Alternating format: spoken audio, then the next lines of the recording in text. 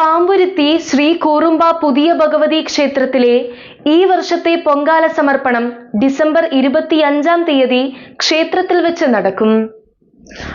അന്നേ ദിവസം രാവിലെ 9 മണിക്ക് ക്ഷേത്രം എംബ്രോൻ ശ്രീ പുഷ്പജൻ പണ്ടാരയടുപ്പിൽ അഗ്നി പകർന്നതിന് ശേഷമാണ് പൊങ്കാലയിടൽ ചടങ്ങ് ആരംഭിക്കുക.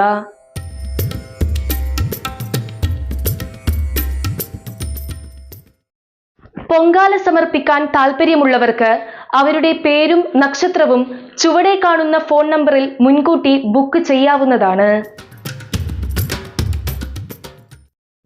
ദേവിക്ക് ഭക്തർ പൊങ്കാല സമർപ്പിച്ചതിനു ശേഷം ശ്രീ കൂറുമ്പയുടെയും പുതിയ ഭഗവതിയുടെയും വിഷ്ണുമൂർത്തിയുടെയും നർത്തനം ക്ഷേത്രനടയിൽ കെട്ടിയാടും.